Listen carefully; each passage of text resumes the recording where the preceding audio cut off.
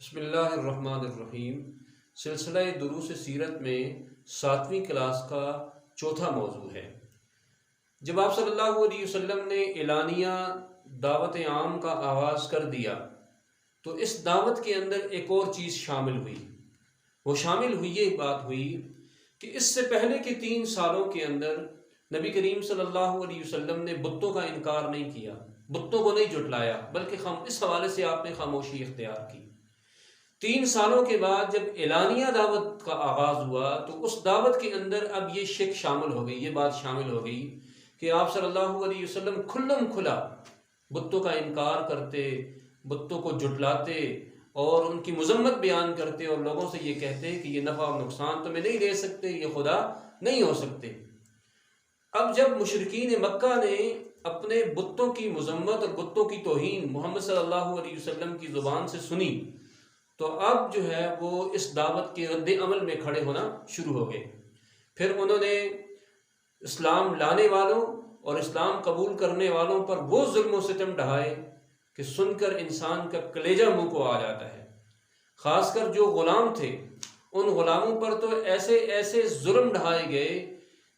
کہ ظلم کا کوئی ایسا تیر نہیں ملتا، کوئی ایسا طریقہ نہیں ملتا، کوئی ایسا حربہ نہیں ملتا جو ان لوگوں پر آزمایا نہ گیا ہو۔ اور یہ جو بڑے بڑے لوگ تھے ان کو غلاموں کی طرح ان کے ساتھ تو سلوک نہیں رکھا جا سکتا تھا، کیونکہ یہ بڑے قبیلوں کے لوگ تھے، ان کے پشت پر بڑا قبیلہ ہوتا تھا۔ لیکن قبیلوں کے اندر کے لوگوں نے ضرور ان کو تکلیفیں دی، جیسے حضرت عثمان رضی اللہ تعالیٰ عنہ کی چچا کے بارے میں آتا ہے کہ وہ ان کو تکلیفیں دیا کرتے تھے۔ تو دوسرا کوئی بندہ ان کے خلاف کوئی قدم نہیں اٹھا سکتا تھا، کیونکہ ان کی پشت پہ ایک بڑا قبیلہ موجود تھا۔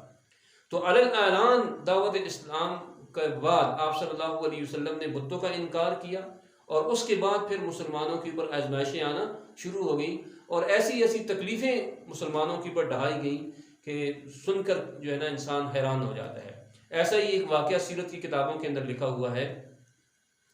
کہ ایک مرتبہ حضرت عمر رضی اللہ تعالیٰ عنہ، حضرت بلال اور حضرت خباب بن ارت رضی اللہ تعالیٰ عنہ، یہ تینوں بیٹھے ہوئے تھے، اور یہ غالباً دور فاروقی کا کوئی واقعہ ہوگا۔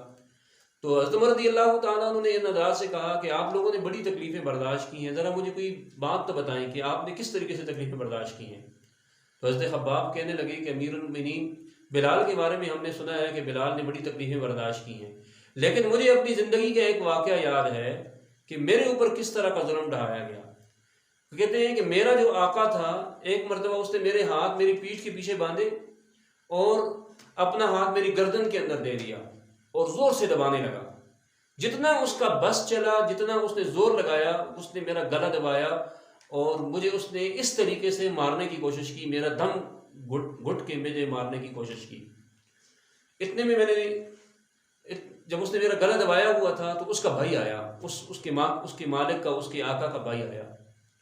اور اس نے آ کے اس سے کہا کہ تم نے نرمی سے اس کا گلا دبایا ہوا ہے، زور سے دباؤ۔ تو کہتے ہیں دونوں بھائیوں نے مل کر میرا گلا دبایا، اور مجھے اس نے محسوس ہوا کہ یہ لوگ اس طریقے سے مجھے مار کے چھوڑیں گے۔ سخت قسم کی تکلیف مجھے محسوس ہوئی،